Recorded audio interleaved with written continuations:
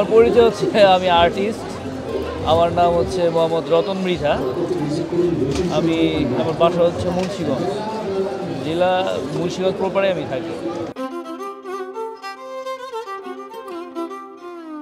12টার মতো মেলার মতো আমি ছবি এঁকেছি। আমি এই আগে যখন আপনার এসেছিল আগারগাঁয়ে ছিল মেলা হতো, তখন থেকে আমি বসে 2007 সম্ভবত 7-8 সাল থেকে বা 9 এরকম আমার একজন খেয়াল নেই, অমনটাই হবে আর কি। প্রায় 10টা-11টার মতো মেলা হতে আমি কাজ করেছি, আমি ছবি এঁকেছি। আসে মোটামুটি ভালোই আসে, আলহামদুলিল্লাহ ভালো। সবারই ইচ্ছে করে নিজের একটা ছবি, এই ছবির প্রতি সবারই একটা দুর্বলতা আছে আর থাকবেও। ক্যামেরা মোবাইলের ছবি যতই আমরা সেলফি উঠাই না কেন, কিন্তু হাতের কাজের প্রতি দুর্বলতা সবারই থাকবে সামনে। ছবি আঁকতে সময় নিচ্ছি আসলে যখন আপনার মেন্টালিটি যখন ভালো থাকে, ব্রেনটা যখন একটু থাকে, তখন সময় কমই লাগে, আবার একটু মাঝে সময় বেশি লেগে যায়। কিন্তু এখানে আমরা সময় নিচ্ছি মোটামুটি 20 থেকে 25 মিনিট, আধা ঘন্টা এরকমই দিয়ে দিচ্ছি। হ্যাঁ, আমরা মেলাতে মূলত পেন্সিল স্কেচটাই করে থাকি বেশি, কারণ এখানে তো আর রং কালার নিয়ে সম্ভব না। আর এখানে এসে অনেকে আপনার কালারের অর্ডার করে, এটা মেলার পরে করে থাকি কালারের ছবিগুলো অয়েলে, তারপর আপনার অ্যাক্রিলিকে বিভিন্নভাবে অর্ডার পাই, তখন পেন্সিল স্কেচে অর্ডার আসে। মেলার পরে মূলত কালার ছবিগুলো আঁকা হয়। চার্জ এখানে আমরা এখন এই বছর আমরা একটু চার্জটা একটু বাড়াইছি একটু, কারণ বর্তমান প্রেক্ষাপট অনুযায়ী সমন্বয় রেখে আর কি। আমরা আগে ছবি 300 টাকা দিয়ে শুরু করেছিলাম আমি আগে, কিন্তু এখন নিচ্ছি আমরা 300 টাকার ছবিটা 600 টাকা। হ্যাঁ, 600 টাকা নিচ্ছি, 600। আর মিডিয়ামটা হচ্ছে আপনার 800 টাকা, আর বড় সাইজটা 1000 টাকা। হাফ শিট, কোয়ার্টার শিটের হাফ শিট, এটাই বড় সাইজটা। ছবি আঁকার প্রফেশন বলতে, ছবি আঁকার প্রতি আমার বড় দুর্বলতা ছিল। আমি ছোটোবেলা থেকেই ছবি আঁকার প্রতি আমার পুরো দুর্বলতা। কিন্তু আমি ছোটোবেলায় অনেক আর্ট স্কুলে অন্যান্যরা শিখছে, আমি কিন্তু জানাতে তাকিয়েছিলাম আমি শেখার জন্য, ভর্তি হওয়ার জন্য। আমি ভর্তি হতে পারিনি।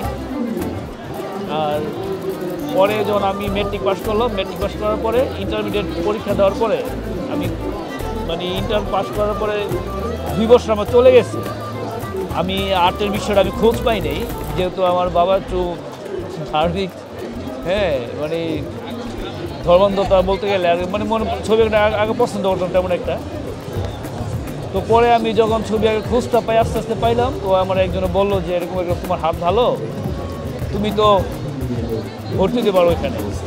বাবাই ভর্তি হয়ে যাও বুলবুল ওইখানে ভর্তি হইলাম। ওখানে ভর্তি হওয়ার পরে আমি দেখলাম যে না, আমার আর 2 দিন সময় আমার যথেষ্ট না, আমি 6 দিন ক্লাস করতে পারতাম। তো এরপরে আমাকে খুঁজতে তুমি আর্ট কলেজে ভর্তি হও।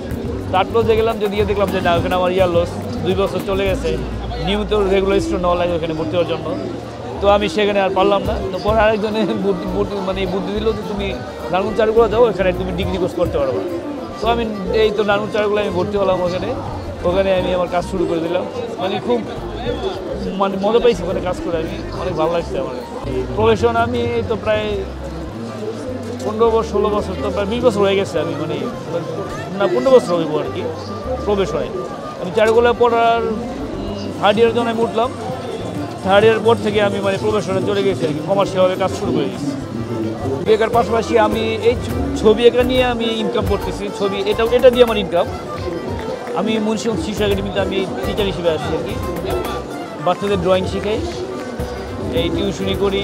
তারপরে আপনার গ্যালারিতে টুকটাক ছবি আমি পেন্টিং করি, ল্যান্ডস্কেপ এগুলো, এইভাবে আর কি চলি। ছবি আঁকতে হ্যাঁ না ভালো লাগে আমার, আমি খুব এনজয় করি, ভালো লাগে। যদি অনেকগুলো ছবি হয়ে যায় দেখা গেছে, তখন আর ধরুন মেলাতে ধরেন 1-2টা ছবি আঁকলাম, খুব এনজয় নিয়ে আঁকি। তারপর আস্তে আস্তে যখন 2টা 3টা 4টা 5টা, তখন আর ভালো লাগে না, তখন একটু টায়ার্ড ফিল করি আর কি, বোরিং লাগে এরকম। মোটামুটি আপনার শুক্র শনিবারের ছুটির দিনগুলোতে একটু বেশি পাওয়া যায়, আর এমনিতে নর্মাল ডেতেই পাওয়া যায় আলহামদুলিল্লাহ ভালোই, কিন্তু শুক্র শনি একটু বেশি। মেলাতে ছোটো সাইজগুলোই, অনেকের সামর্থ্য থাকে না আঁকার ইচ্ছুক, অনেকের ইচ্ছা হয় যে বড় ছবি আঁকাবে, কিন্তু ওই সামর্থ্য অনুযায়ী অ্যাবিলিটি তার হয় না।